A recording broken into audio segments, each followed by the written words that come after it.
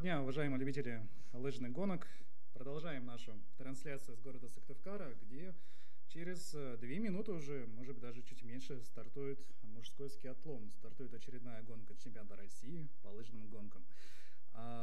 Скиатлон 30 километров, два вида дистанции, 15 километров с классическим стилем и 15 километров коньковым стилем. Классическая дистанция будет разбита на 2 круга по 7,5 километров, коньковая на 3 круга по 5 километров свободным стилем. Ну, в общем, собственно говоря, вы видите это сейчас на своих экранах. Ура, у нас появилась инфографика. Но кроме инфографики у нас появилась и еще одна, скажем так, небольшая тайна, но о ней мы буквально чуть-чуть попозже поговорим, сразу после старта мужского забега. Вот мы видим, молодой человек поздоровался с вами в камеру. В общем, очень приятно, молодой человек. Стартует у нас в мужском забеге 81 спортсмен. Можно представить группу лидеров стартовых. Протокол. Под первым номером у нас сегодня Станислав Волженцев, Республика Коми. Вот мы видим на своих экранах. Второй номер Сергей Устюгов, заслуженный мастер спорта Ханты-Мансийского автономного округа, уже выигравший одну гонку на чемпионате страны. Вчера был спринт у нас мужской, и Сергей довольно уверенно победил. Третий номер Денис Спецов, призер Олимпийских игр в Пхенчхане. Четвертый номер Андрей Ларьков, собственно говоря, тоже призер Олимпийских игр. Пятый номер Алексей Червоткин. Шестой Александр Бессмертных. Седьмой Сергей Турышев. Восьмой Артем Николаев. Девятый Максим Валикжанин. Очень много известных спортсменов сегодня с нами участвуют. Здесь и Евгений Белов, 12 номер, Еремил Вокуев, 14, Дмитрий Епаров, 16, Петр Седов. Очень много, повторюсь, заслуженных мастеров. Ну и, конечно же, 76-й стартовый номер Александра Легков. Мы его сейчас, конечно, не увидим вместе с вами, но я думаю, Александра Легкова наш оператор еще не раз покажет. Ну и сам Александр вполне должен показать себя сегодня на дистанции. Замерли спортсмены в ожидании стартового. Ну, его, собственно, ожидание было недолгим, не так, как мы ждали, не таким долгим, как мы ждали появления спортсменов в скиатлоне, например, в женском, да, и сегодня, наверное, в мужском тоже будет хорошая пауза. Смотрим сейчас, кому удаются лучше стартовые метры, а удаются они лучше Сергею Устюгову. Ну, наверное, ни для кого это сюрпризом не стало. Не удивлюсь, если Сергей Устюгов также уверенно победит, как и во вчерашнем спринте, но здесь все-таки побольше мастеров именно дистанционщиков, и борьба вполне возможно будет упорной до самых последних метров. Ну, здесь мы видим пока прекрасную картинку сверху. Одна из последних картинок, которые вы видите с участием лыжников, до того, как они уйдут далеко-далеко в лес. Читали мы сейчас комментарии в интернете, в том числе и на группе Федерации лыжных гонок Российской Федерации, где зрители удивляются, где, собственно, лыжники, а лыжники в лесу. Не нравится, как бегут лыжники в лесу, можете посмотреть лыжные гонки на телеканале Матч ТВ, если это у вас, конечно, получится. Так. Ну вот, читаем, да, то, что есть и положительные, на самом деле, комментарии. Ну, это здорово. Спасибо, что следите за нашим эфиром. Спасибо, что переживаете и так неравнодушны к лыжному спорту. Ну, и вот сейчас, когда у нас лыжники убежали в лес, и у нас есть неплохая такая временная пауза, рад представить дорогим уважаемым зрителям гостя в нашей студии. Гостем в нашей студии сегодня стала Анна Нечаевская, бронзовый призер чемпионата России в скиатлоне как раз, который только что завершился у женщин, бронзовый призер Олимпийских игр в Пхенчхане 2018 года. Анна, доброго дня. Привет всем, привет болельщикам, привет всем любителям лыжных гонок. Спасибо, что смотрите нас, спасибо, что болеете, переживаете так. Анна, третье место, ну, наверное, не то чтобы, наверное, хотели или, в принципе, довольны третьим результатом. Как оцените свою гонку, свое выступление? Если честно, я очень довольна своим результатом сегодняшним. После моей болезни, которая настигла меня на этапе Кубка мира в Фалуне, которую я должна была покинуть из-за своей болезни, я не думала, что так быстро приду в себя, но, конечно, гонка выдалась очень тяжелой, повторюсь, после моей болезни, и я очень рада, что она закончилась так, что я смогла взять медаль. Сложилось впечатление, что, наверное, классическим стилем не совсем уверенно прошла дистанция, да, но зато на коньковом свое наверстала и догнала группу лидеров, и буквально я так смотрел уже на финишном подъеме, на финишной прямой вырвала медаль. Такая была задумка изначально, так силы разложились или просто так совпало?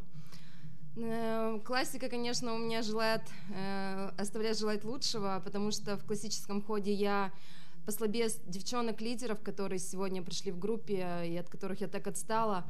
И шансы оставались на моем коньке, но я даже не полагала, что я смогу взять медаль, потому что отрыв уже был такой достаточно большой для меня. Но когда уже начала видеть спины девчонок, которые борются за медаль, меня это уже как-то завело, и мне, конечно, захотелось побороться, захотелось лучшего места. И в первую очередь я хотела порадовать свою маму, которая завтра день рождения, которая отмечает у меня завтра юбилей. Мне хотелось сделать для нее в первую очередь подарок. Подарок для моих болельщиков, для всех тех, кто находится здесь, для моего Никиты, который приехал меня поддержать, который помогает мне здесь. И я не могла, мне кажется, подвести всех. И вот благодарность — это медаль. Ну, я думаю, что не подвели. Подарок, наверное, удался, железно удался. Но будут ли еще возможности сделать подарок на этом чемпионате? Планируете ли еще выступать в каких-нибудь гонках, там, в эстафете, например, в спринте командном или в марафоне? Конечно, следующая моя гонка состоится, это эстафета 30 марта, большая командная эстафета. Здесь уже нужно будет бороться за команду, за девчонок, помогать девчонкам. Будем бороться, будем стараться. И я настраиваюсь на 30 километров коньковым ходом. Не знаю, как все будет, как получится, но буду бороться, буду биться, буду сражаться. Если вот так уж об эстафете сказали, да, какие команды, регионы, наверное, являются главными соперниками для вашего состава? Ну, если честно, мне кажется, все команды по-своему сильные. У кого-то есть сильные звенья, у кого-то немного послабее. Ничего не хочется загадывать. Когда придет эстафета, когда будет этот день, будем смотреть. Понятно. Тоже такие, наверное, простые вопросы хочется задать. То есть как вам Сыктывкар, давно ли здесь были, как вам, в принципе, условия для спортсменов, как трасса, как погода? Сыктывкар — это уже настолько такая родная трасса. Здесь с самого детства уже бегаем. Первенство России, чемпионат России я здесь впервые бегу. Очень такая рабочая, тяжелая трасса, прекрасные условия, которые здесь создают, и прекрасно подготовленная трасса. Все очень здорово, все классно. Спасибо организаторам всем, которые так стараются, которые подготавливают все это. Даже несмотря на какие-то погодные условия, все проходит на высшем уровне. Огромное спасибо всем. Ну, а свободное время вообще, в принципе, есть? И как-то его проводите? Или все время тренировки, отдых, лыжи? Вот в Сыктывкаре, например, здесь такое хорошее расположение, что город не в таком огромном отдалении от базы, что можно в выходной день съездить, погулять в город, сходить в кино, развеяться, как-то отвлечься от тренировок. Вот это огромный плюс, кстати, для спортсмена. Личный рецепт от Анны Нечаевской. Как вы отвлекаетесь от тренировок? Мы ездим в кино, гуляем по магазинам, шопинг для девчонок. Мне кажется, это лучшее отвлечение, лучший отдых. Что прикупили? Или это тайна? Может быть, свадебное платье? Нет, свадебное платье еще не купила. Нужно дождаться конца сезона уже и решать организационные моменты уже после сезона. То есть летом Анна Нечаевская сменит фамилию? Или останется? Насчет смены фамилии еще пока не знаю. Ну, конечно, в дальнейшем я буду менять фамилию, но пока об этом нет планов таких. Понятно. Ну вот вы видите вместе с нашими дорогими болельщиками, где сейчас находится мужская часть скиатлона, лидеры наши. Довольно скоро их ждет все-таки уже завершение первого круга классического. Так что у нас еще с вами пока есть время поговорить. Вот. Кстати, дорогие болельщики, вот в группе Федерации лыжных гонок России можете в комментариях под трансляцией оставлять свои вопросы для Анны Нечаевской, если таковые есть. Убедительная просьба именно в этой группе, именно в этих комментариях, не на комментариях на YouTube. Мы, к сожалению, их вот в данный момент все равно не увидим.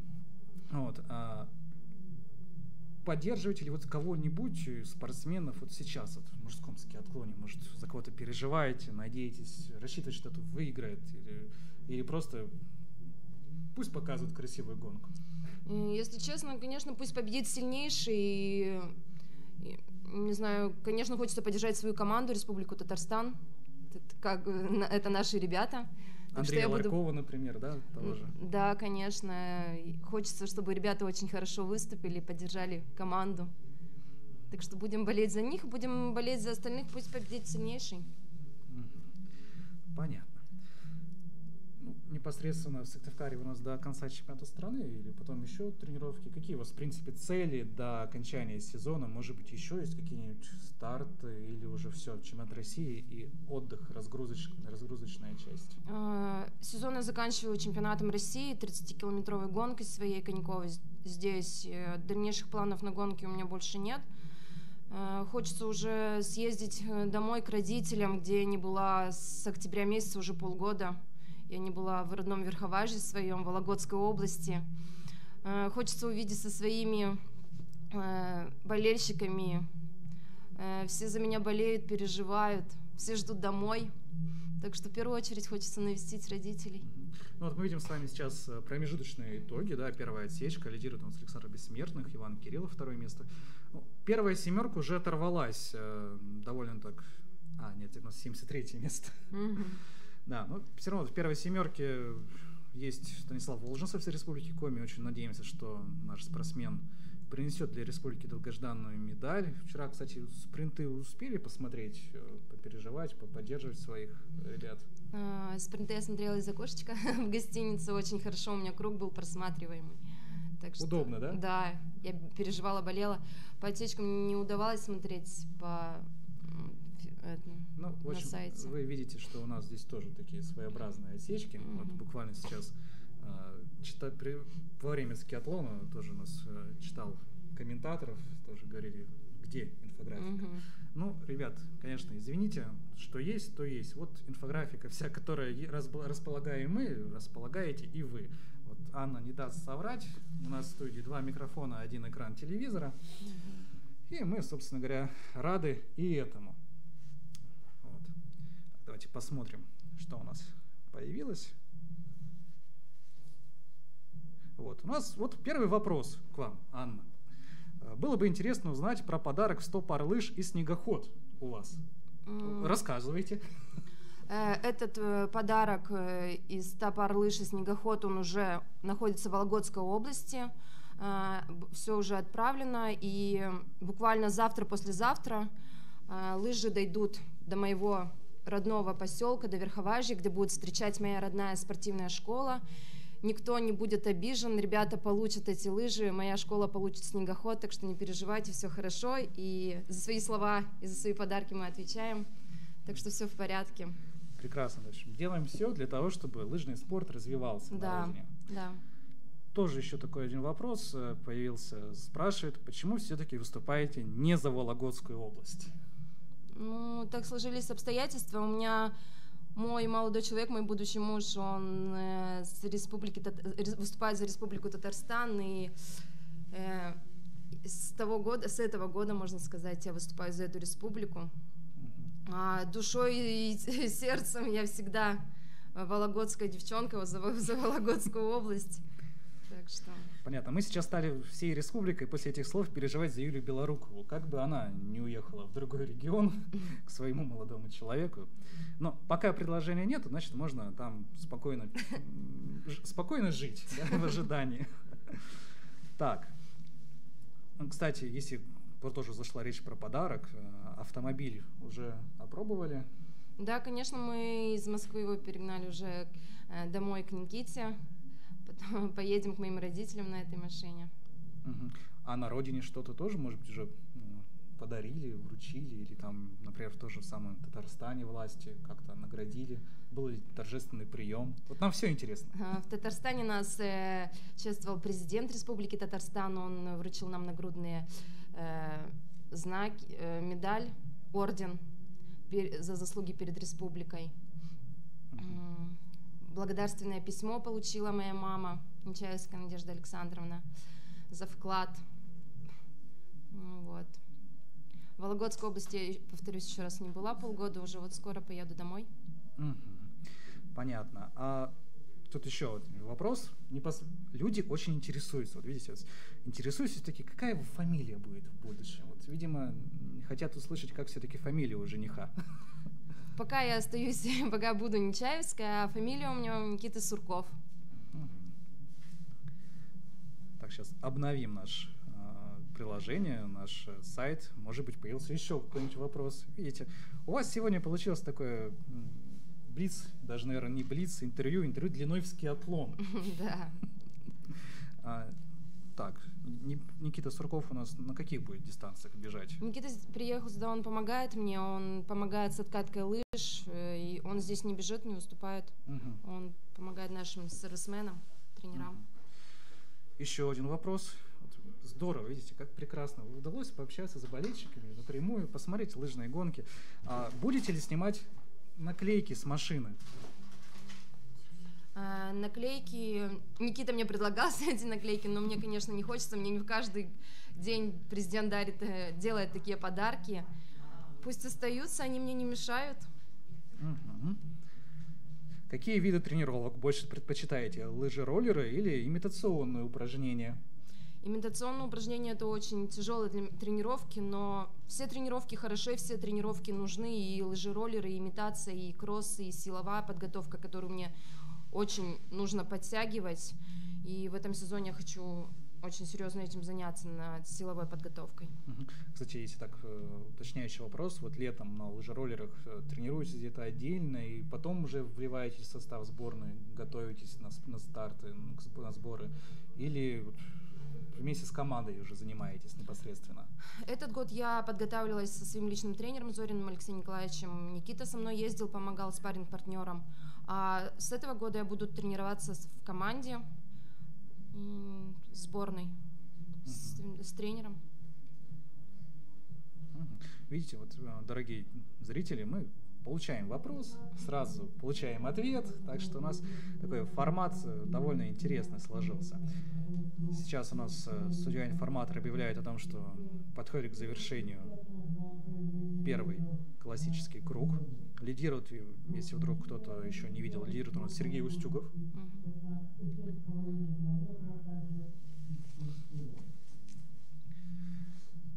Погода оставляет, конечно, желать лучшего. Сегодня у нас снег такой довольно сильный. Как вам, кстати, с погодой боролись или привыкли уже в таких условиях выступать? Ну, у погоды нет, как сказать, у природы нет плохой погоды, как говорится. На разминке, конечно, погода была немного лучше, а когда бежали классику, снег уже начал заметать лыжню, и поэтому приходилось выбирать ее постоянно. То в лыжне, то без лыжни бежать, потому что он заметал, переметенка была. Кстати, поправочка: Александр Бессмертных у нас лидирует, не Сергей Устюгов. Станислав Волженцев его преследует, Евгений Белов третий, и Алексей Виценко из Республики Коми четвертый. То есть у нас сразу два спортсмена из Республики Коми находятся в числе лидеров. Ну, мы видим здесь и представители Удмуртии, и Тюмени. Довольно такая солидная командная борьба разворачивается. Какие у вас отношения с мальчиками по сборной, Анна? С кем хорошо общаетесь? Я со всеми ребятами общаюсь очень хорошо. Все очень ребята дружелюбные, никто не замыкается в себе, все поддерживают общение. Как таковых разделений вообще нет. Ну и тем более команда тоже и у вас, и у девушек, и у ребят довольно молодые, да, парни. То есть буквально еще выступали по молодежи. Мы помним этот финиш у сборной России, когда 3 спортсмена втроем, буквально взявшись за руки. Так что, наверное, и возрастного барьера такого нет. Да, вообще совершенно нет. Чувствуете ли вы груз ответственности после Олимпиады? И какая следующая ваша цель? Ну, наверное, может быть, улучшить медали, качество медали? Конечно, после Олимпиады был такой эмоциональный всплеск, и очень сложно было собраться. Первые 4 дня дома, когда я откатывалась, было очень тяжело и физически, и эмоционально, конечно. Но руки, ноги не слушались, и эмоции переполняли вообще.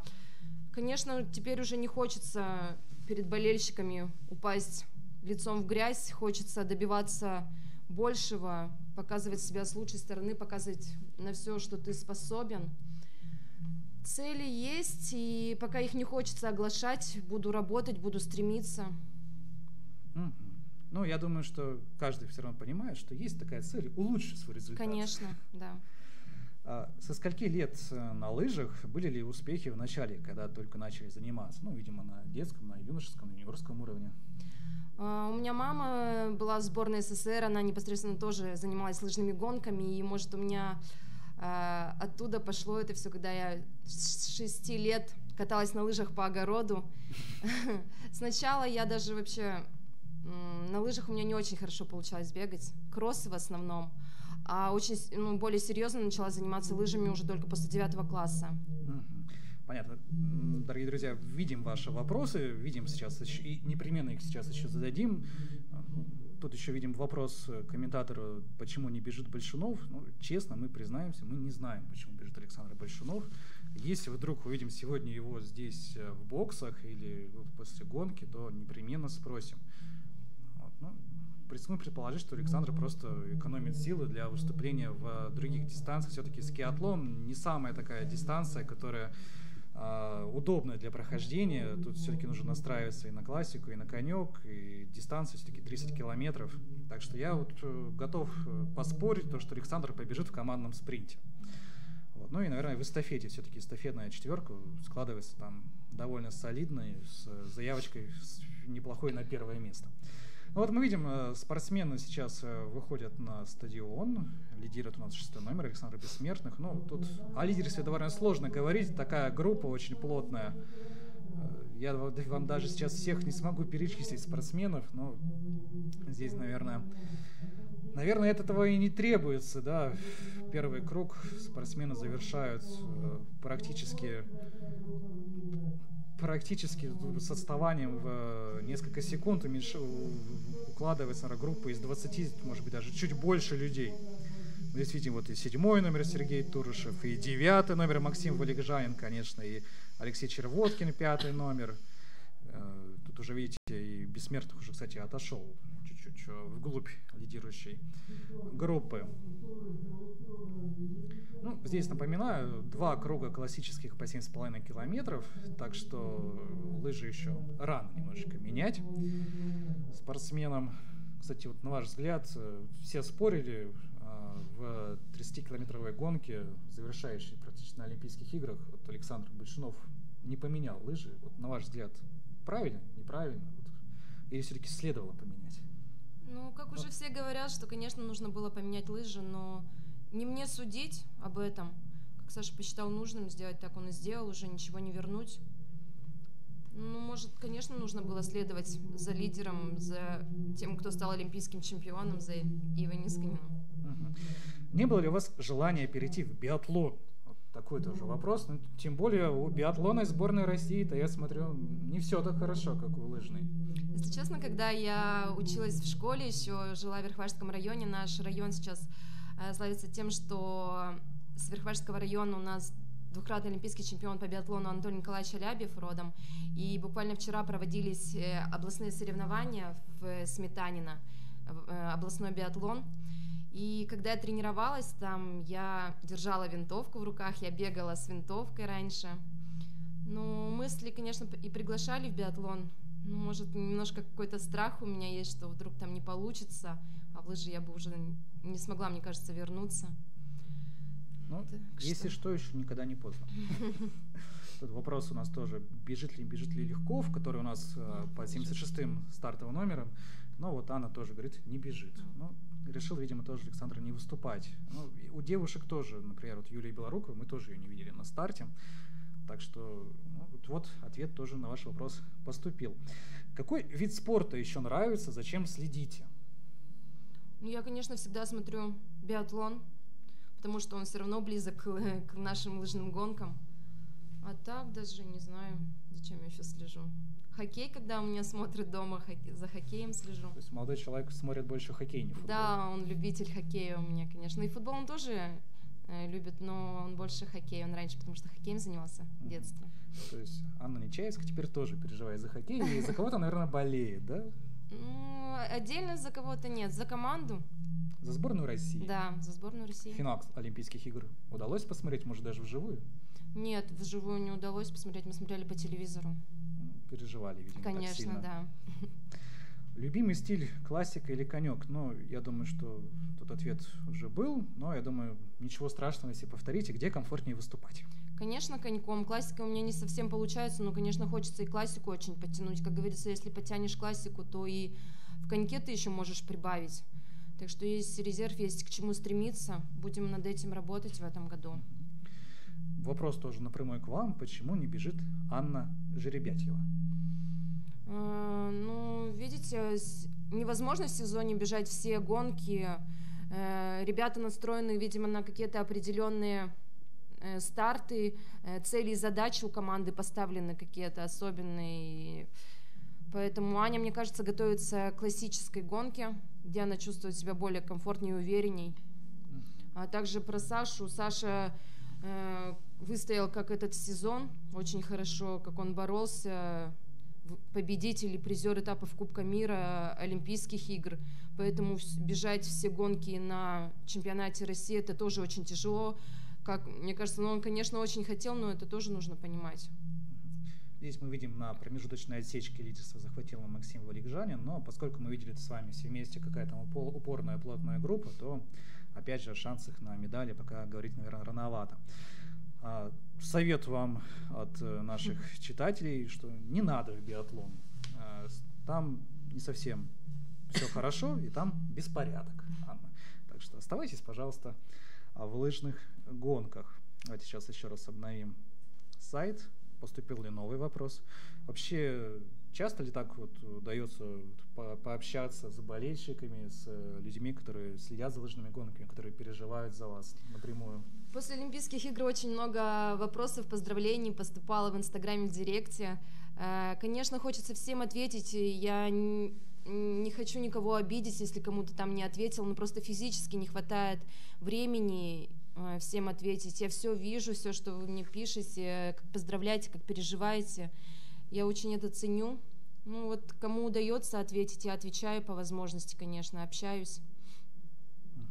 Поклонники, наверное, появились такие персональные, преследующие. Конечно, да. Даже когда мы ехали из Москвы на машине, мне отправляли фотографии в директ моей машины и поздравляли с медалью с Олимпийских игр. Это очень здорово, конечно. Никогда такого внимания не было. Ну, я надеюсь, что оно будет и дальше все-таки впредь. Наверное, приятно. Конечно, очень приятно. Я говорю еще раз спасибо большое, что болеете, переживаете за лыжные гонки, за всех ребят. Это очень нужно нам. Так, дорогие друзья, сейчас у нас небольшая проблема с интернетом появилась. Мы сейчас постараемся обновиться, потому что если не обновиться, то ваши вопросы мы сейчас не увидим. Но есть тут такая техническая неполадка, я бы сказал. Так, интернет, давай обновляйся. Давайте вместе позовем интернет. Интернет, приди. Сейчас.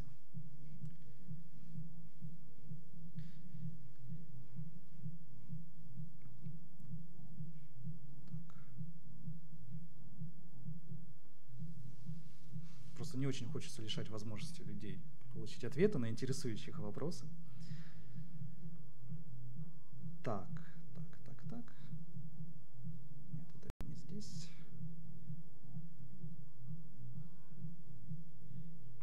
Ну, мы видим пока вместе с вами прекрасную картинку.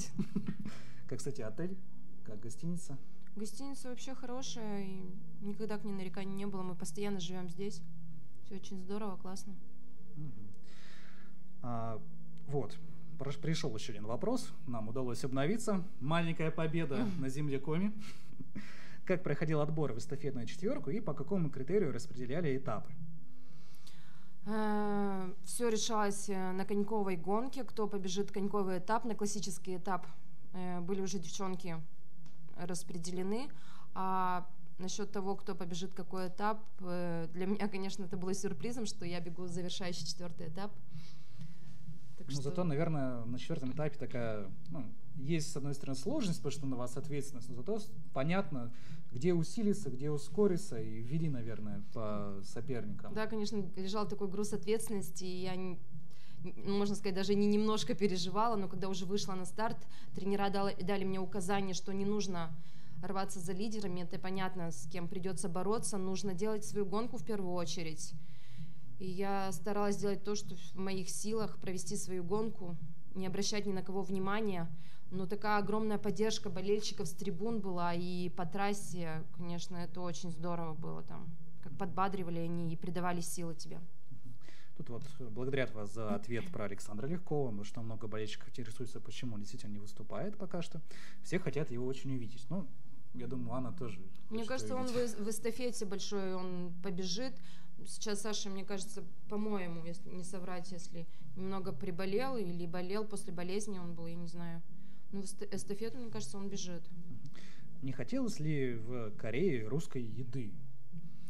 В Корее было большое разнообразие кухни, и корейская еда, и русская еда, и пельмени даже были, и фастфуд еда, как американцы любят, мне кажется. Так что большое обилие еды. Ну, конечно, может, хотелось русского борща со сметанкой. Ну, ничего, приехали домой, наверстали. А так, чем питались скорее? Что мы кушали? Пасту, конечно, на обед перед гонками. Там хотелось гречки, творога хотелось еще в первую очередь. Каша. Все как обычно. Питание спортсмена, то, что нужно. То есть все было, чем и обычно питаетесь в повседневной жизни во время тренировок? К этому непривередливо, и все, что есть. Следите ли вы за выступлениями своих партнерш по эстафетной четверке по Олимпиаде на других гонках? Ну, например, на том же самом чемпионате России. Конечно, я за девчонок всегда переживаю, даже и до Олимпиады еще всегда смотришь. Но, как тренер говорит, не нужно смотреть гонки накануне своей гонки, потому что это очень большой эмоциональный всплеск, и растрачивать свои эмоции на другие гонки не стоит, потому что, когда я смотрю, когда бегут девчонки, я очень сильно переживаю, особенно это в спринтах, кусаешь локти, сидишь. Ну, у вас сейчас в скиатлоне победила тоже ваша напарница, ну не напарница, как правильно сказать, да? Тоже участник эстафетного квартета бронзового, Анастасия Седова. Как-то уже поговорили, успели ли поздравить, или вот к нам на эфир и потом поздравлять лично? Настя мне подъехала, конечно, сразу на финише ко мне, но у меня не было сил даже встать, она хотела меня поднять. Я не просто смогла только пожать руку, а когда на награждении были, мы обнялись, поздравили друг друга. Мы всегда остаемся в теплых, хороших отношениях с девчонками, всегда поздравляем друг друга. Нету никакой зависти, корысти. Это же прекрасно. Конечно. Вопрос тоже идет к вам. Не знаю, сможете ли ответить, почему обещали одни машины, выдали совсем другие? Ну, если честно, я даже не знала, что обещали, и любой подарок ценен для меня. И я не расстроена, не разочарована ничем. Я даже не знала, правда, какие машины будут. У вас же водительские права по-любому есть? Да, есть. Ну, значит, уже успели оценить характеристики автомобиля, значит, все будет замечательно. Так, как вы относитесь к терапевтическим исключениям, которыми пользуются скандинавы? Ой, я не хочу отвечать даже на этот вопрос и кого-то осуждать и обсуждать это. Пусть это остается на совести, или как сказать, тех, кто это использует, может, я не знаю, может, это просто все интернетные слухи и разговоры. Но об этом я не хочу разговаривать. Ну, такая у нас сегодня политкорректная собеседница. Продолжаем мы нашу трансляцию. Господа, еще если у вас есть вопросы, пожалуйста, задавайте. До конца скиатлона у нас есть время, наверное. Что вас вдохновляет? Вот, это вопрос такой общий, пространный, можно порассуждать. Что меня вдохновляет? Наверное, новые какие-то победы, цели, мечты какие-то мои вдохновения приносят. У меня очень родители болеют, переживают, семья моя. Меня подбадривают сейчас так, чтобы нужно бороться, стремиться к чему-то высшему, не останавливаться на достигнутом. И вот находишь в этом вдохновение, наверное. Ну, а дома, наверное, есть такая комнатка с медалями, с кубками, с грамотами. Дома есть и у родителей, у меня и у Никиты в Никольске. Уже нужно как-то какую-то стенку делать уже, чтобы свои награды туда оформлять. А так все лежит пока в шкафчике. Мгм. Не чувствуете, кстати, себя, Никита, так в не своей тарелке, когда заходит, а там у вас еще одна новая награда и там целая выставка уже, можно сказать. Не знаю, у меня Никита настолько, мне кажется, он даже больше меня переживает все мои старты, победы и какие-то не очень удачные гонки мои. Он болеет всей душой вот спортом за меня. Вот, конечно, мне и хотелось бы, чтобы он тоже занимался, тренировался, но у него не совсем, может, получается. Но и вот он полностью вкладывает, мне кажется, свои силы и свою энергию в мои успехи, в мои тренировки. У вас такой тандем, можно сказать, Да. получается. Где и на кого учитесь? Ну и, может быть, есть ли какие-то цели потом в будущем, в далеком-далеком-далеком, связанные, наверное, с этой специальностью? В этом году я заканчиваю магистратуру в Челябинске, город Челябинск, Южноуральский государственный университет. Защита диплома у меня будет в июне. Спасибо большое преподавателям, которые входят в мое положение, что мне не всегда удается там появляться, что помогают мне, поддерживают меня в этом. И вот на протяжении 6 лет обучения ни разу не создавалось таких сложных ситуаций насчет учебы. Спасибо большое Анастасии Сергеевне, которая помогает мне там. Огромное спасибо университету. Однокурсники как-то уже, по-любому уже встретили, поздравили после игр олимпийских? Я в Челябинске еще не была, вот нужно будет и до туда еще долететь. Я даже дома полгода уже не была, в своей Вологодской области, так что планов на апрель, на весну очень много, нужно все успеть, хочется со всеми увидеться. А потом еще и в отпуск куда-нибудь съездить, в теплые края, наверное. Хотелось бы, конечно, но не знаю, как время будет располагать этим временем. То есть, уже, наверное, где-то в конце лета уже первые сборы тренировочные, если даже не в середине. В мае, у нас в мае начинается, с 20 числа первый сбор уже. В общем, тоже лета практически, наверное-то и нету, да? Да.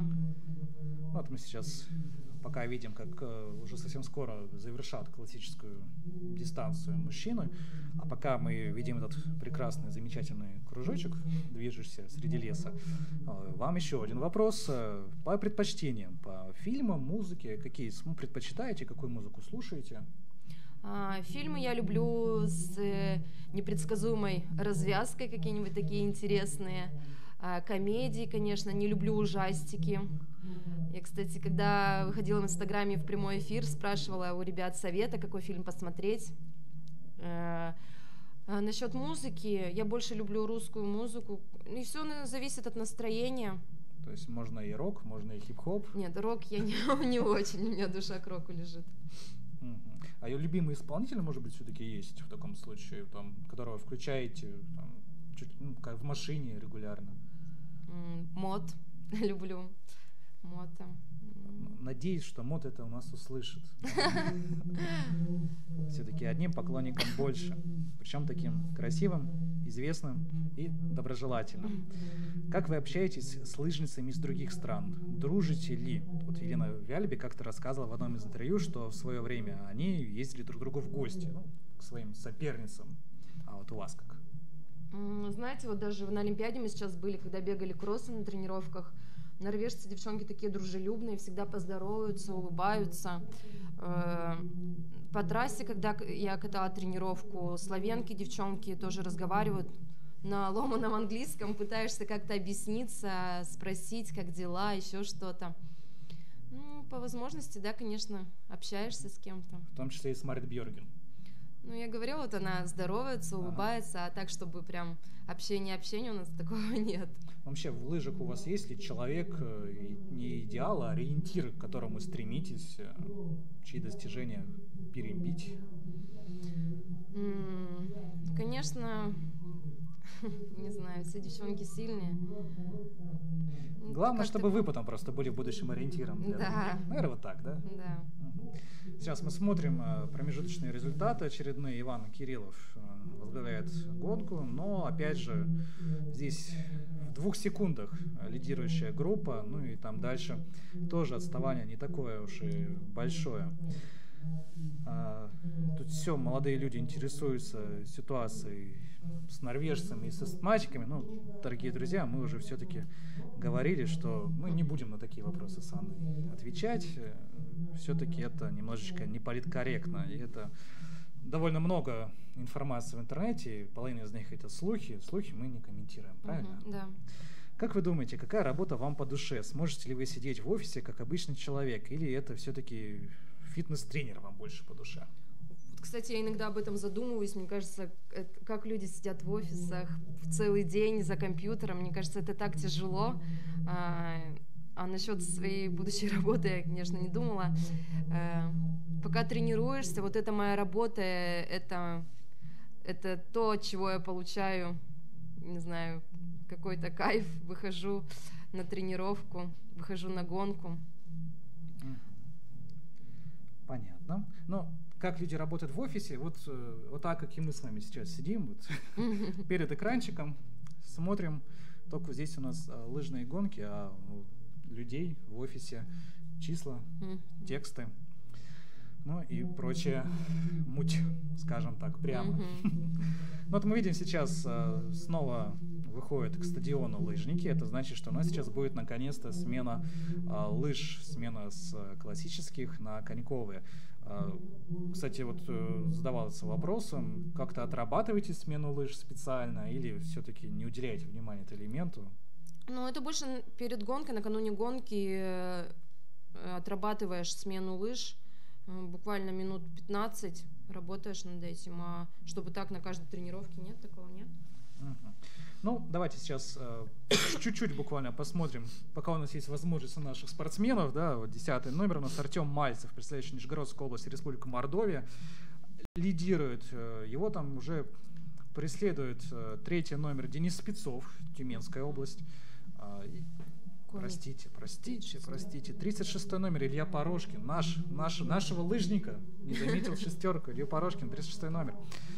Следом за ним 18-й номер Петр Седов. Ну и здесь уже дальше, уже просто такая кавалькада, такая эскадрилья наших лыжников. Можно назвать, наверное, эскадрильей, все-таки летучие спортсмены, как ветер проносится по трассе. Ну и сейчас коньковая дистанция, я думаю, пройдет на одном дыхании. Хотелось бы, конечно, нам, как и вам, вместе с вами посмотреть это все более так пристально, более тщательно на каждом участке, но мы довольствуемся, чем можем. И вот видим сейчас Артем Мальцев, чуть-чуть вот такое небольшое отставание, промежуток появился, и вот уже на 2-е место Петр Седов вышел, чуть-чуть лучше ему удалось лыжи быстрее поменять. Видим и Станислава Волженцева, и Дениса Спецова, вот он откатился в группу преследователей. Ну, такая группа преследователей, по которой можно любой спортсмен из тех, кто сейчас на стадионе, может опередить всех и вырваться даже на 1-е место. Вот, Анна, у вас там отставание было во время смены лыж, там, не знаю, свыше 10 секунд, по-моему. 15 секунд, видите. Вот как раз вот 41-й номер мы видим, да, Глеб Ретивых, вот как раз где-то эти 15 секунд у него и есть. Посмотрим, повторит ли Глеб Ретивых подвиг Анны Нечаевской и ворвется ли на пьедестал почета. Учит ли команда английский, Аня? Это индивидуально, ребята, каждый, у кого есть желание, мне кажется, занимается. Это невозможно заставлять. Мне кажется, когда заставляешь, больше не хочется этого делать. А так, ребята, кто-то читает книжки, кто-то смотрит фильмы на английском. И в первую очередь это общение постоянное, когда на этапах Кубка мира находишься.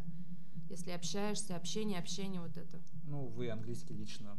Ну, не совсем хорошо знаю. Ну, общие слова вы очень понимаете. Иногда можно объясниться, да, и понять что-то. Ваши прогнозы, Ань, какая будет тройка призеров? Понятно, что тут, наверное, пальцем в небо, но все же хотелось бы услышать. Ну, я знаю, что Денис Спецов очень силен в коньковой части, в коньковом ходе. И он такой человек, что он цепляется и борется до конца, терпит. Ну, Денис по-любому будет, наверное, не знаю кто. Сергей Устюгов. Сергей, конечно, да, Устюгов. Ну, не хочется загадывать что-то и, не дай бог, не так скажу, сглазить. В любом случае, ваши фавориты, наверное, вряд ли чем-то отличаются от общепризнанных, да? Наверное. Ну, тем более по Денису Спецову, наверное, вот есть у него все-таки сильнее больше конек, то, что он в группе лидеров финишировал в классике, и мы видели, так довольно спокойно уже выезжал со стадиона, наверное, понимает, что ждет его дальше, разложил силы и, скорее всего, видит, что его хватит на оставшуюся гонку, и наверняка мы увидим мощный финиш от Дениса. Почему сейчас не бегаете в Рыбинске? Ну, потому что там не проводят соревнования. Если бы там проводились какие-то соревнования, мы бы, конечно, там бежали. Рыбинск не так далеко находится от Вологодской области. Это где-то сколько? 190 километров. И когда там проходили соревнования, мы всегда там участвовали. И трасса мне там очень нравится. Где, кстати, у вас будут проходить сборы ближайшие, в каких городах? Ну, получается, уже, вот вы говорили, там, получается, про май, да? Наверное, про об этом идет речь. Насчет мая я еще не знаю, а июнь, июль, август — это, наверное, Эстония. В августе, наверное, поедем в горы в Болгарию. Но это пока еще не точно, когда пройдет тренерский совет, там уже тренер будет давать указ, куда и что планировать. Ну, график они составят уже на тренерском совете. А тренерский совет вроде бы даже в Сыктывкаре будет. Или уже все-таки попозже? Ну, и в Сыктывкаре будет проходить что-то, и, по-моему, в апреле всегда проходит в Москве. Ну, окончательный итог, да, чтобы согласовать план графики. Приезжаете ли вы в московский регион на гонки? И я думаю, что по-любому приезжаете, но, соответственно, есть еще и вторая часть вопроса. Какая гонка была самой запоминающейся?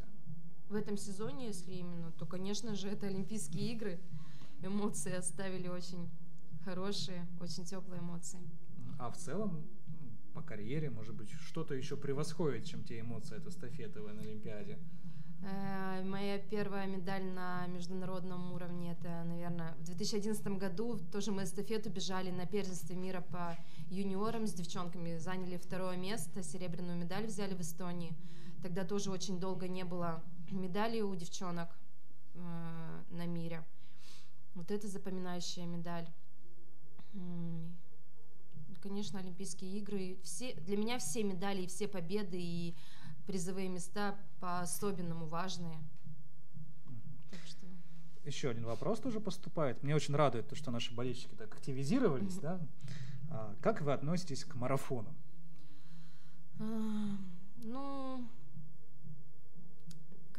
Когда я выиграла в Тюмени марафон 30 километров, конечно, это не могло меня не радовать. Коньком, может, я, конечно, поувереннее себя чувствую. Классика мне потяжелее марафона бежать. Посмотрим, что здесь получится. Ну, у вас гонка в субботу, да, насколько я понимаю? 31 марта. Да. Можно совет? Расскажите о любимых упражнениях на ноги, как поддерживать форму в межсезонье любителям. Технические упражнения на лыжах без палок. Мы делаем силовые упражнения в зале, приседания со штангой, выпрыгивания различные. Вот. Какие взаимоотношения в команде с президентом Федерации лыжных гонок Еленой Валерьевной Вяльбе? Отношения хорошие. Елена Валерьевна всегда поддерживает свою команду, поддерживает нас. Также на Олимпийских играх она очень болела и переживала за нас. Спасибо ей огромное. Кстати, она, конечно, не дает нам расслабиться, держит в ежовых рукавицах, но мне кажется, это нужно для спортсмена. Вы, кстати, видели там ролик в интернете, как Елена Валерьевна переживала на трибунах за мужскую, по-моему, там 4, да? Да, конечно, все эти ролики видели. На телефоне сохранили? Нет, ну это можно, мне кажется, в интернете найти без труда. В Пересвете проходит каждый год Кубок Александра Легкова. Приезжайте, там очень классно. Спасибо за приглашение. Конечно, когда-нибудь приеду. Аня, у вас вопрос, кто комментирует? Комментирует у нас Анна Нечаевская. Бронзовый призер игр Пхенчхане. Господи, как я это выиграл. Вчера, если такое небольшое лирическое вступление, вчера местные, здесь тоже транслировали игру сыктывкарского хоккейного строителя с финским чемпионом по бенди Вейтеря. И вот самое сложное было выговаривать фамилии финских хоккеистов, потому что там и Литмайнен, и прочие другие ребята. Поэтому здесь, на чемпионате России, так все приятно, так все хорошо. Аня, у вас очень приятный голос. Я согласен с этим мнением. Какое у вас отношение к карьере на телевидении? Спасибо большое за ваш, комплимент. Комплимент, да. Отношение какое? Моя мечта детства была это сниматься в Ералаше. Я не знаю, я любила Ералаш в детстве. Но мне кажется, я немного стесняюсь, если перед телевидением. Я немного скромный человек, как и моя мама, и от мамы это досталось. Конечно, хотелось бы Ну, Можно вот, и Ань, попробовать когда-нибудь себя у в вас этом. сегодня уже такой, можно сказать, я не знаю, дебют или не дебют, но вот вас все слышит вся страна, мы в прямом эфире. Конечно, у нас тут не совсем такая трансляция гонки, наверное, какая бы многим бы хотелось, но у нас хотя бы что-то. Да? Да. Вот, так что, кстати, действительно, дебют или не дебют? Или все-таки уже приходилось вот что-то подобное проходить в эфире? В том году после универсиады всемирной я была на Матч ТВ. В этом году я после Олимпиады была на программе «Пусть говорят». Но, по-моему, этот эфир даже не показали, я не знаю. Редиски. Да, мы с Юлией Белоруковой, кстати, там были. Мы были там до 11 часов вечера. Показали, я вспомнил. Показали? Надо сейчас посмотреть. У меня друзья точно собирались, и, по-моему, у них даже где-то видео есть. Так что, может быть, не показали, но и видео точно должно быть. Да, ну, хорошо. Так что я поищу. Надо будет найти и посмотреть. Да, ну тоже сегодня вот специально вечером посмотрю, поищу. Если что, в Инстаграме, в Директе пришлем. Хорошо, спасибо. Я тоже на вас подписан. Спасибо. Вы всегда тренировались в тренажерном зале? Не так. Вы всегда тренировались в тренажерном зале или только недавно перешли? Нет, тренажерный зал в плане силовой подготовки он всегда нужен. Может, где-то что-то неправильно делали, или я не знаю, но тренажерный зал всегда присутствует в тренировках моих. Сравните, пожалуйста, лыжную инфраструктуру в Тюмени и в Сыктывкаре. Только очень честно. Давайте честно. Прямо скажем. Сыктывкар и Тюмень, это разные трассы, я говорю, и трассы и в Тюмени, и в Сыктывкаре по-особенному сложный рельеф, и там, и тут. В плане подготовки и в Сыктывкаре хорошо подготовлены сейчас трассы, и в Тюмени хорошо подготавливают трассу. Не знаю, мне здесь и там нравится. В Тюмени немного город, конечно, поотдаленнее, чем здесь. Здесь проще добраться, да? Конечно, да. А в плане трасс вообще все. Я там понимаю, к нам подключаются все новые и новые болельщики, и тут уже опять появился вопрос, когда свадьба, если не секрет? Мы планируем свадьбу делать в конце июля, скорее всего, но это будем решать все в апреле, в конце сезона. Так что следите, поздравления жду ваших. Это зависит от графика, наверное, да? Когда сборы. Да, конечно, когда межсборье у нас будут проходить, это в первую очередь от этого нужно отталкиваться. Сейчас обновимся, ждем, дорогие друзья, и лыжников на финише первого конькового круга, ждем и новых ваших вопросов. Кстати, в Тюмени же есть искусственное снижение, нет? Да, есть да. Тоже, да. У нас в Сыктывкаре тоже совершенно недавно появилось, несколько лет буквально назад. Действительно очень тоже радостно встретили это снижение, эту систему наши и тренеры, и сами спортсмены. Так что сейчас у нас к тренировкам на снег выходит уже буквально в ноябре ребята, так что есть такой небольшой плюс. Появляются наконец-то вопросы, и появляются наконец-то наши лыжники. Петр Седов сейчас возглавляет эту группу, дальше Артем Мальцев, 12 номер Евгений Белов, 26 номер и 33 номера, это Яков Сеземов или Сеземов, как правильно? 33? Яков Сеземов. Нет, это 26-й. Да, это 26-й. 33-й номер это Илья Симиков. Республика Коми рвется, преследует лидеров. Ну и здесь дальше уже тоже плотная группа идет. Там и Сергея Турышева мы с вами видим, и Александра Гребенько. Как и у девчонок, первые два Нижегородской области, ребята Седов и Мальцев. Сегодня Настя и Ольга Хлопотина была первая и вторая с Нижегородской области.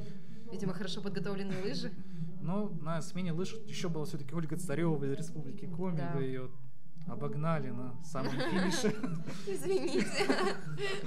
Ну, Вань, ладно. У вас у мамы день рождения завтра. Можно. Да. Был повод все-таки, да? Конечно. Так что можно. Ну, смотрим.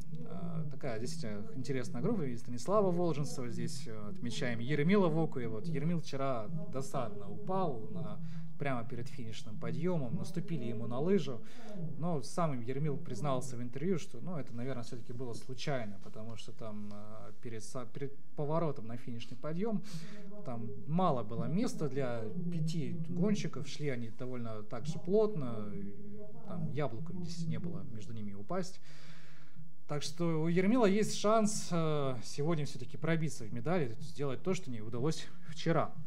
Были ли вы когда-нибудь в Острове? В Острове, Псковская область. Вы простите, прошу прощения. Конечно. У нас там часто проходили сборы в юниорском, когда я в юниорском возрасте тренировалась с Валентином Дмитриевичем Литвинцевым. Ну, это хорошая по-своему база тоже, но сейчас не знаю, как там обстоят дела, но мы там проводили июльские, по-моему, сборы там. Ну, действительно, прошу прощения за ударение. Ну, например, вчера из комментариев на журнале «Лыжный спорт» узнал, что многие комментаторы до сих пор называли Ермила, вот из нашего спортсмена, Вакуев. Вот. Ну, правильно все-таки Вокуев. Так что у нас... Мою фамилию тоже часто коверкали, Нечаевская. У меня папа злился все время, как можно так перепутать твою фамилию? Ань, ну вот с вашей фамилией у нас проблем не возникло. Спасибо. Поэтому вы у нас в эфире. Да. Самое запоминающееся путешествие. И было ли уже какое-нибудь такое, да? И куда бы хотели, например, еще съездить? Каждое путешествие, отдых мой запоминающийся по-своему, моя мечта слетать на Кубу, наверное. У меня папа служил на Кубе, он сказал, обязательно побывай там, это стоит того. Поэтому я думаю, в ближайшем будущем мы туда слетаем, удастся посмотреть. Главное, не нарушать режим и не пробовать кубинский ром и кубинские сигары. О, да, конечно. Вообще с режимом очень строго или есть иногда можно позволить себе в конце сезона, в межсезонье поблажки? Кубинские сигары, например? Ну, хотя бы. Ну, вот я вот честно сейчас одну секундочку найду этот эпизод. Искал буквально, просматривал наши сайты. Вот у нас ребята, многие из мужчин, да, то есть они их застали перед чемпионатом России в Макдональдсе. Макдональдс. Там их Петра Седова и Артема Мальца. Ну, видим, конечно, что они в группе лидеров. Наверное, это как-то сказывается положительно. Ну, видимо, в пределах разумного, мне кажется, всегда можно. У ребят голова на плечах. Так что ничего лишнего они все равно позволять себе не будут. Ребята, кстати, знают, что еще за полчаса до этого там был Сергей Устюгов. Шпионы, конечно, ну, никакие. Зато лыжники прекрасные. Да. Замечательное интервью, делайте такие чаще. Ну, как говорится, если нам удастся поймать кого-нибудь еще из лыжников, кто нам так приятно согласится, мы с нетерпением. Потому что вчера мы тоже, честно, хотели пригласить в студию спортсменов, кто не выступал в спринтах, но многие сослались на то, что, наверное, плохая примета почему-то. Да? Есть ли действительно такая примета у лыжников? То есть приходить в комментаторскую кабинку до выступлений? Не знаю, у каждого свои приметы, видимо, не знаю. А у вас какие? В плане... Ну, в целом, да, по выступлениям, там, не знаю, если вам... Перед своей гонкой, если, да. Когда настраиваюсь? Нет, наверное, я предпочитаю, пока вот не выступишь, не покажешь свой результат, нет, наверное. Но сегодня выступили можно, да? Да. Поэтому... Ух, слава богу. Да. Если в Тюмени, где покататься на лыжах не профи, а любителям, и если есть, как вы сказали, стадион далеко ли от города? Если честно, я не знаю, сколько километров, но минут 30-40, наверное, ехать нужно от города до базы «Жемчужина Сибири».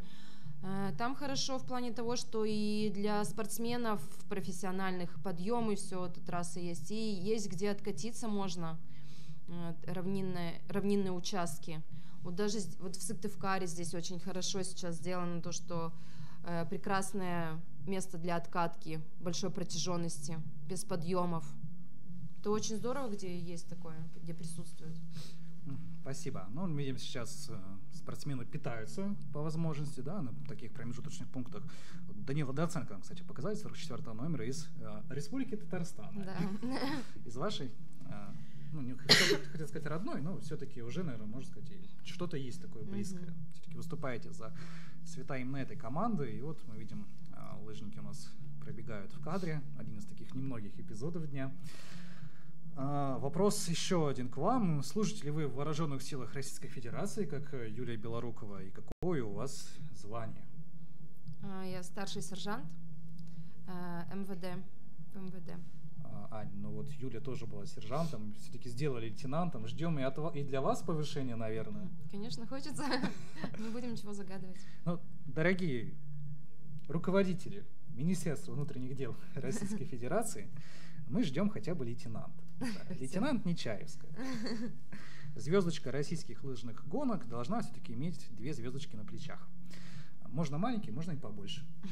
Ну, правда, это уже будет уже другое звание, чуть повыше. Случались ли какие-то смешные случаи на соревнованиях? Смешные случаи? Блин, если честно, даже не припомню. Это тот случай, когда просят специально вспомнить, трудно, а вот произвольно, наверное... Да, там... я даже не вспомню. Ну, если вдруг сейчас вспомните во время эфира, то наши вот зрители, наши болельщики все-таки будут рады услышать от вас. В своей школе лыжи покупали за свой счет или через спонсоров? Этот подарок от меня для моей школы. Ну, все, больше ничего комментировать не буду.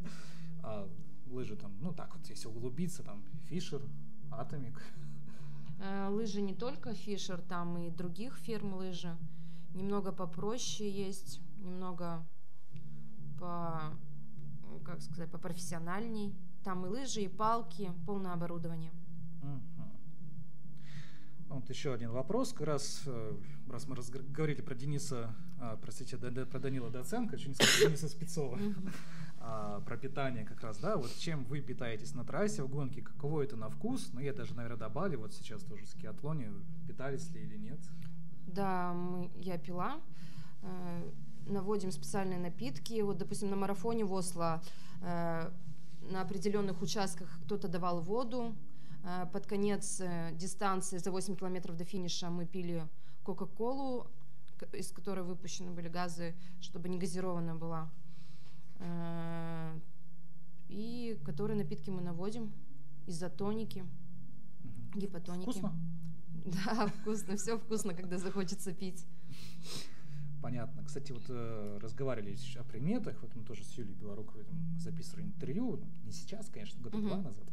Вот, она говорила, что у нее примета, чтобы мама не смотрела гонки вот в прямом эфире, то есть уже после гонок, собственно, совещаются, у вас родители гонки смотрят в прямом эфире, поддержат, или вы там финишируете, открываете телефон, а там 100-500 смс-ок, там, Аня, молодец. У меня примета очень давно, мама в каждое утро перед гонкой обязательно звонит мне, желает мне ни пуха, ни пера, это всегда у нас так с ней заведено. А гонки она вообще не может смотреть, она очень переживает. Папа сидит у телевизора, он, конечно, внутренне тоже переживает, как говорит мама, но он все с начала до конца досмотрит, смотрит все. Она одним глазком говорит, я выбегу на улицу, прибегу к телевизору, посмотрю одним глазком, как ты там, убегу. Ну уже, кстати, вы успели пообщаться с родителями по телефону? Нет, я сразу переоделась, прибежала к вам, чтобы пообщаться с болельщиками, с вами. Телефон у меня в комнате лежит. Ну, я думаю, нам чуть-чуть осталось, мы вас... После финиша, как завершим трансляцию, сразу отпускаем боксы к телефонам, к родителям, к друзьям. Вы уж извините нас за такое. Да нет, ничего страшного. Так, сейчас еще проведем обновление. Появились у нас новые вопросы. Такое большое, обширное такое интервью. Можно, в принципе, расшифровывать, печатать и в журналы. Сейчас немножко интернет подвис, ну и мы видим, пока что смотрим болельщиков, да, прекрасных. Аня, как можно получить от вас карту автограф, спрашивает молодой человек по имени Максим Владимирович. Давайте ответим, наверное. Вот нам присылают из Германии, из разных стран на федерацию конверт. В этом конверте листочки, наши распечатанные фотографии, которые берут из интернета, и конверт с обратным адресом. Мы подписываем фотографии, подписываем листочки, вкладываем в конверт и сами по почте отправляем по указанному адресу, который уже вот указан был на конверте. А так у нас, когда в сезоне автограф карты дают, мы приобретаем, мы подписываем, и кому нужны, мы отправляем, либо при встрече дарим. Это вообще не создает проблемы труда. То есть можно, наверное, молодому человеку вам в директе в том же Инстаграме прислать, да, с адресом и получить. Да, конечно, пишите, ребят, я всегда рада отправить. Я говорю, это не создает труда для меня никакого. А с собой у вас есть? Ну, здесь Сыктывкар имеется в виду. У меня здесь только вот лежат вот именно эти фотографии, которые пришли с Германии. Вот мне нужно будет отправить, все подписано. буквально нужно добраться до почты и отправить конвертом. Давайте а автограф-карт у меня, к сожалению, уже нету, уже все подарены и отправлены были. Мы с вами тогда это чуть попозже обсудим. Хорошо. Есть такое предложение, наверное, на одном из эфиров, ну, когда вы уже побежите, например, в трансляции разыграть ваши автографы среди болельщиков там, за лучший вопрос, и мы тоже отправим. Да, уже конечно, сами. да, ребят. Как вам такое предложение? Нормально, да? Есть еще вопрос по Ларькову. Бежит, не бежит, болеет. Ну, вообще, что с ним, в принципе, да? Почему? Андрея Ларькова я не вижу, но мне кажется, он должен будет подъехать или подъехал уже. 4-й номер. По-моему, его нет здесь. Он, мне кажется, настраивается на классическую гонку, которая состоится послезавтра, да, по-моему? Честно, по-моему, да. Ну, сейчас на календаря с собой... гонке, наверное, мы его увидим. Да, календаря с собой нет. Так, мы смотрим, спортсмены еще выходят на финиш 2-го круга. И здесь вот Денис Спецов, видите, лидирует, 3-й стартовый номер. У него за ним Евгений Белов, Сергей Устюгов, Максим Валикжанин. То есть все такие опытнейшие ребята, опытнейшие мастера. Так, кто у нас там? Александр Гребенько, да, 19-й номер я там увидел. 36-й номер Илья Порошкин продолжает держаться в группе лидеров. Артем Мальцев, Нижегородская область. 27-й номер Евгений Дементьев, олимпийский чемпион, до сих пор в хорошей форме. Да. 23-й номер Иван Кириллов, Станислав Волженцев, Александр Бессмертных, да. Видите, то есть... Ой, я думаю, что при таком темпе все будет решаться, наверное, на последних метрах. Как вам кажется, Аня? Да, очень. Мне кажется, будет интересная борьба за разыгрывание медалей. Ну, пока мы смотрим, как спортсмены уходят на последний коньковый круг, есть у нас время еще ответить на вопросы. Аня, как обычно отмечаете Новый год? У вас ведь обычно бывает у лыжников старты даже и 1 января, и 31 декабря. Да, у нас в этом году как раз проходила Тур-де-Ски, мы были в Лейпциг-Харде. Новый год, это как обычный день у нас проходил, мы поужинали, в 10:30 легли спать, поздравили родных, близких, ничего особенного. А вот в том году, когда я тоже прилетела на Тур-де-Ски, я там заболела, и мне пришлось покинуть это место. 30 декабря я улетела домой к Никите, и Новый год я отмечала уже с ним в Никольске. Не было бы счастья, да? Всегда несчастье помогло. Ну, все, что не делается, наверное, все к лучшему. Употребляете ли спортивное питание? Без рекламы. Конечно. Гипотоник, спонсор. Без рекламы. Совершенно. Ну, вам можно. Так, как оцените состояние детского лыжного спорта в России? Есть, вот так вот следишь за ребятами, есть очень много сильных спортсменов уже, молодых таких. Вчера девчонки 98-го года боролись со взрослыми девчонками в спринте. Это очень здорово, что такое подрастающее поколение есть, смена. Ну вот, когда мы были в Норвегии, в Осло, маленькие детишки катаются на лыжах, там с 4 лет такие маленькие, они ходят на лыжах. Мне кажется, у нас, может, даже такого нет. Надо прививать, наверное, да, это от родителей в том числе зависит. Наверное. Еще один вопрос. Ну, пока идет последний круг, можно отвечать, задавать. Сколько раз подтягиваетесь на перекладине за один раз и сколько отжимаетесь от пола за раз?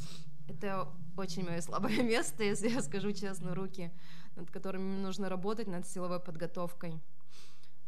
Даже не знаю, не хочется отвечать, мне очень стыдно. Ань, но мы проверять не будем. Скажете 20 раз, подтягивайтесь, мы поверим. Нет, на перекладине я подтягиваюсь 10 раз. Ну, есть к чему стремиться. Конечно.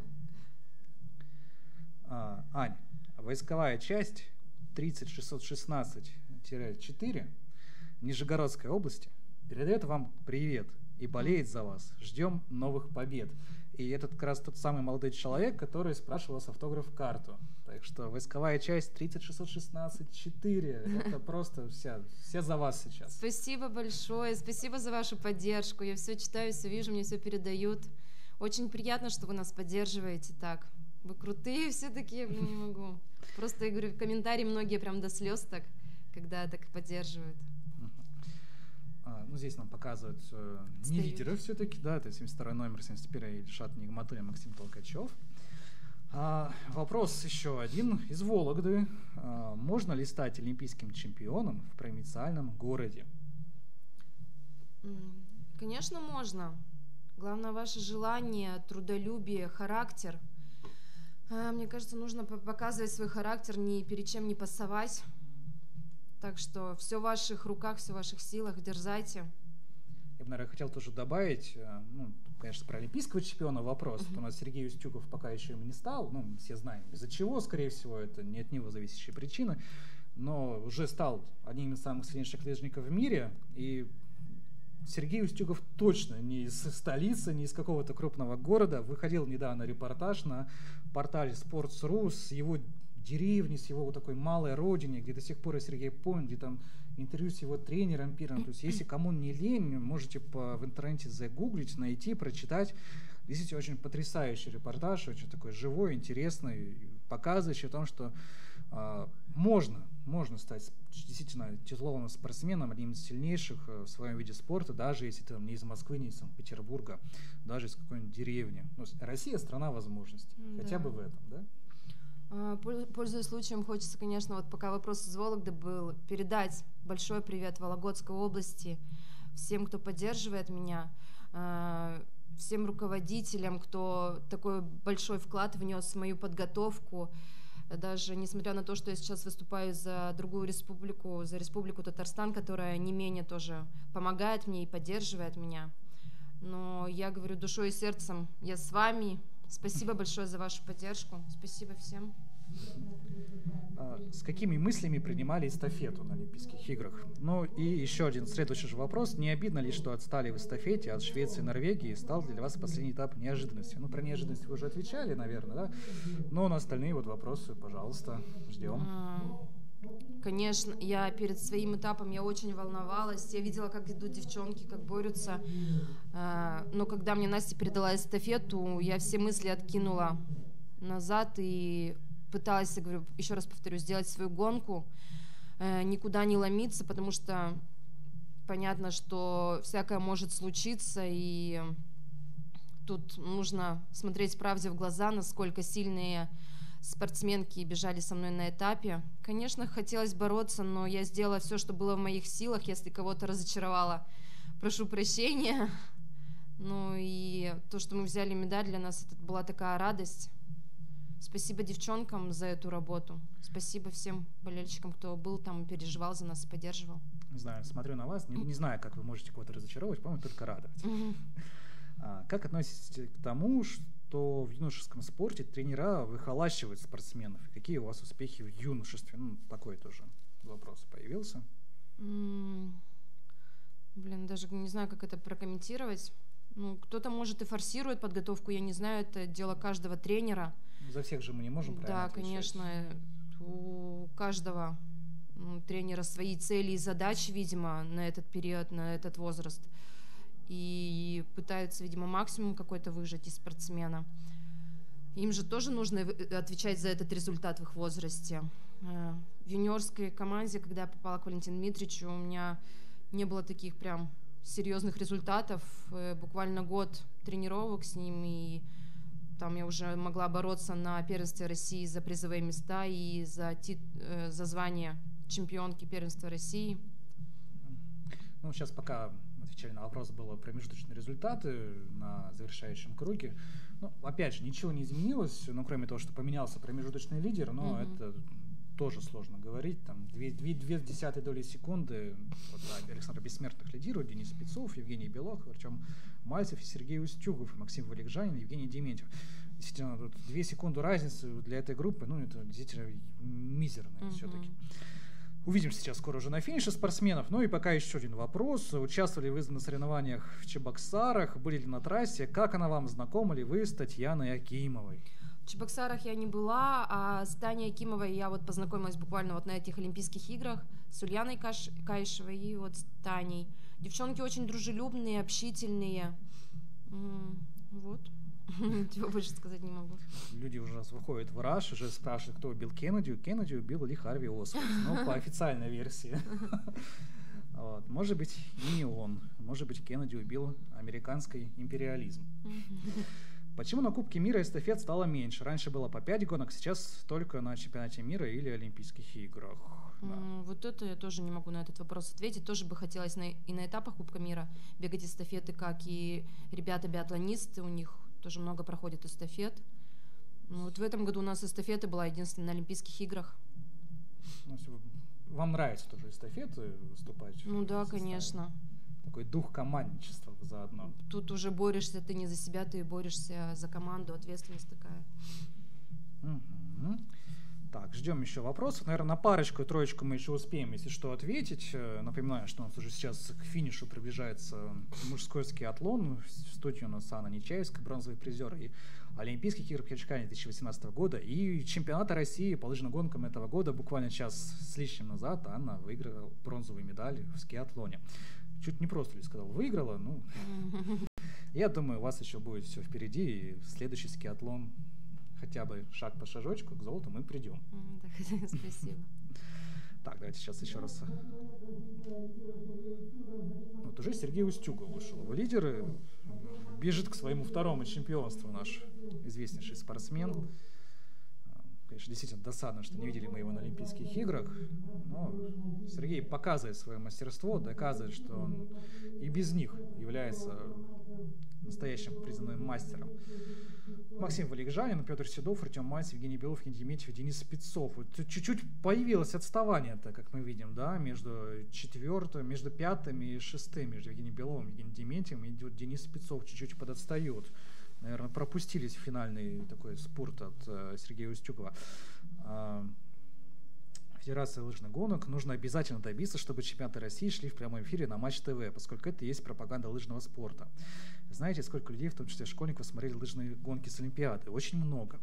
Но я думаю, что в принципе мы с вами согласимся, да, но как получилось, так получилось. Вы, конечно, нас простите. Ну и вот мы видим финиш. Сергей Устюгов. Да. Как вам, Аня, финиш Сергея?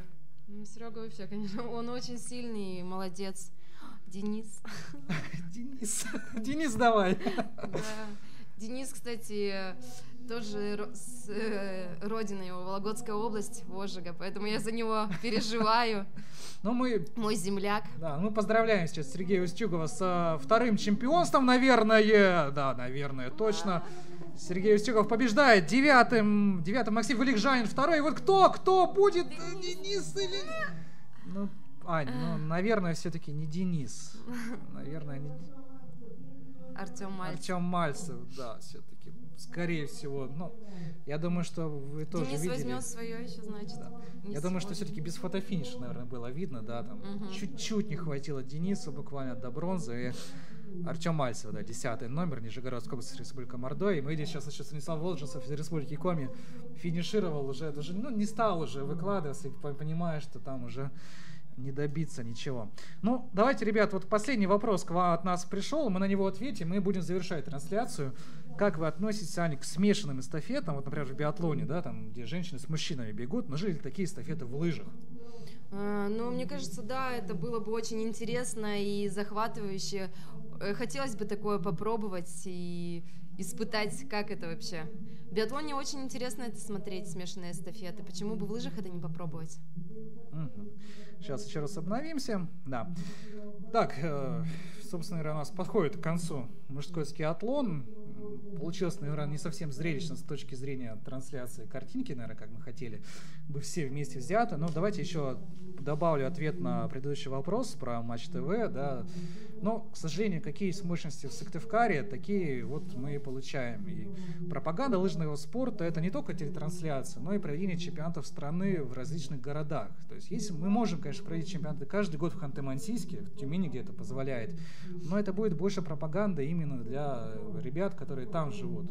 А самая прекрасная пропаганда, кроме телевизионных эфиров, это вот вживую здесь посмотреть на известных лыжников, на известных лыжниц.